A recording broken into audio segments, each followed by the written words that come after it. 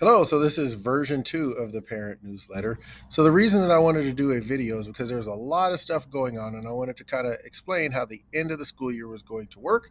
So that way we'd kind of have a good idea and everybody would be on the same page. So I think I figured it out.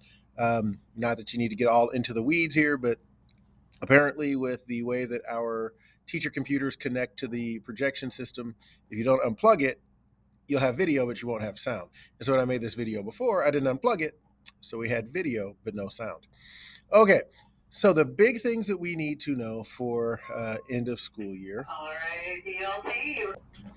Big things that we needed to know as we finish up the school year. There are two pretty substantial projects that are going on simultaneously. So we're working on our Genius Hour project. And at the point of this new video being made, your students have already picked out what they want to do for their Genius Hour project. They figured out what they wanted to research. They figured out how they wanted to present their information. And we've spent the greater part of this week doing a lot of our research and getting to become experts not only on our topic but also on the means of presentation. So I'm really excited with what the students have come up with. We've had some fantastic ideas, some really creative things, and I'm really proud of the dedication and hard work that a lot of the kiddos have put into becoming an expert not only about the thing that they wanted to learn about but also how they wanted to present it. So I'm looking forward to our projects that we'll have this year.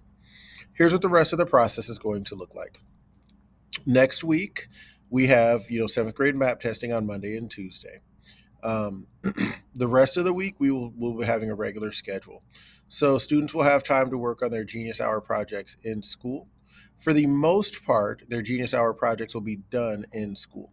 Now, there are a couple of projects which, by necessity, have to be done at home. I believe somebody is doing some woodworking with a grandparent, and so obviously we can allow power tools at school and things like that.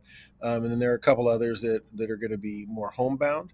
What I've told students is if you're doing a project and you've gotten permission to work on your project at home because it's a homebound sort of thing, you will need to make a recording of you doing your Genius Hour, building your Genius Hour, whatever you're making, whatever you're doing.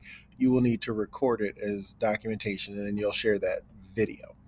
Um, for the people who are working in school, like we said before, the instructions were that you need to provide your own material, right? We'll start bringing materials probably, well, we'll start working in class on building and making next week and then the week after. So students might start bringing stuff in, towards the end of this week, or they might wait till next week. I've been telling people to kind of hold off on buying things till they've done their research, till they know exactly what they're going to need, so they can get a good idea. So we'll probably start. Well, we will start making and building next year. So you might need to make a trip to get any extra miscellaneous things for a Genius Hour this weekend.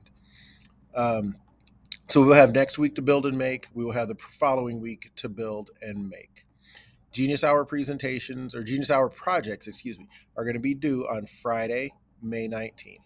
So everybody's project needs to be turned in on that Friday. Then what we'll be doing on the following Wednesday, May 24th, we'll be having our showcase in the Berry Library.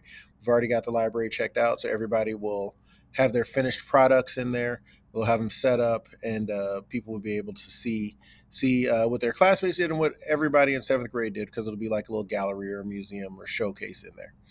In the past, parents have been more than welcome to come, and that's still the case. Just remember that you'll need to check in at the front office and get a visitor sticker, and then you can come straight to the library. It's about halfway down that main corridor when you come in. So we would love to have parents come and see all the hard work that has gone in. We would love to have you here.